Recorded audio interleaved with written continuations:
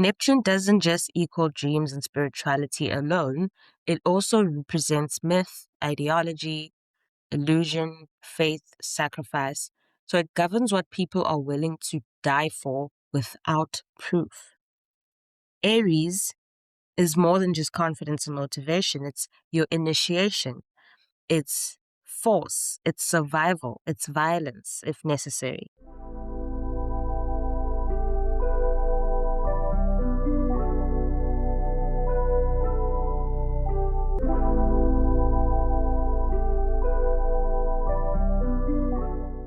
Sanmonani and welcome to my channel.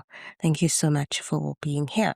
In the last video, we talked about Neptune in Aries and what that really means for this new era that we're in, as Neptune in Aries is going to be a 14-year-long transit. So it's going to be over a decade, which is essentially a new era, a new way of being, of creating, of manifesting your life. With this video, I want us to take a further look at the historical case of South Africa when it comes to Neptune and Aries.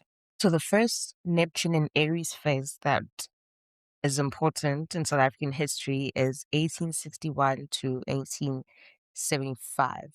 There was heightened imperial aggression and myth-making around civilizing missions.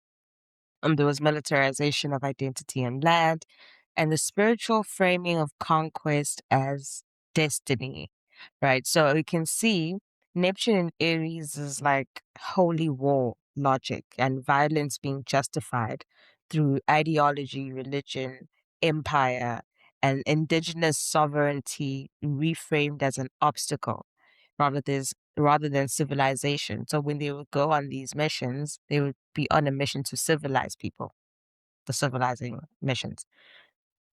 Then the second Neptune in Aries phase was 1944 to 1957.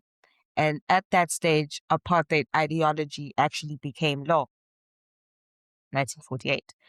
The state mythologized racial identity as natural and divinely ordered. So resistance movements also started adopting moral, spiritual, and sacrificial language. So here we can clearly see Neptune's ideological fog and Aries' enforced identity. And so apartheid was more than political. It was mythic. It was a false spiritual narrative being enforced through force. This is typical Neptune and Aries that says this is who we are, and therefore this violence is justified. And you can only imagine how scary that is in the context of everything that's going on in our world right now. So the other side of this, the resistance side, where Neptune didn't only serve the government or the state or the people in power, liberation movements were also affected by Neptune, as Aries is liberation, rebellion, fighting back. Liberation movements frame struggle as sacred duty. Sacrifice and moral righteousness became organizing forces. So you have to stand up against this sort of energy. Songs, symbols, and spiritual language carried the resistance. So this is one of the more positive sides of this transit, where we start seeing more artists writing about the struggle, writing about the resistance. We're seeing more art speaking to the actual reality of the socio-political climate. South Africa is no stranger to such songs. And so with Neptune in Aries, we're going to see more of that. I'm excited to see more artists speaking up about the realities of what's happening in the ground. So I'm happy to see more, not struggle songs, but struggle songs with songs that help people find the courage and the power to band together and fight back. Songs that inspire. His Neptune in Aries is both illusion and inspired courage.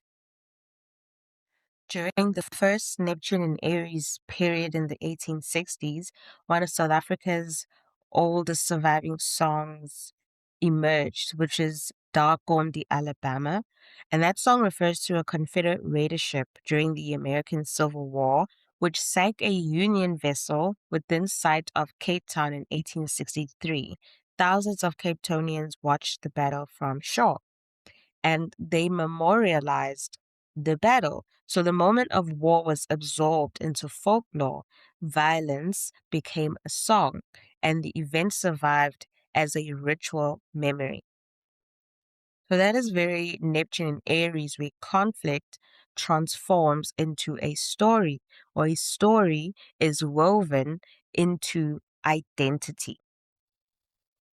We see a similar pattern during the second Neptune and Aries period in the 1940s and 50s, where a popular group that was called the Manhattan Brothers recorded songs about Shaka Zulu, the warrior king, who was remembered for conquest and innovation and warfare and empire building.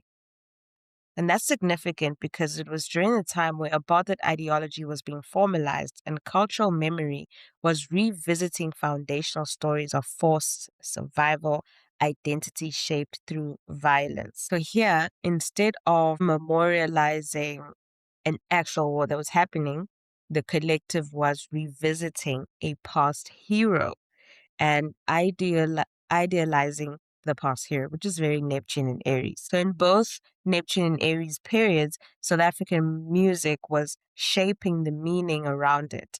The war became a myth. The myth became an identity. The legacy became a story. So Neptune and Aries is about understanding how belief systems form, spread, and justify action.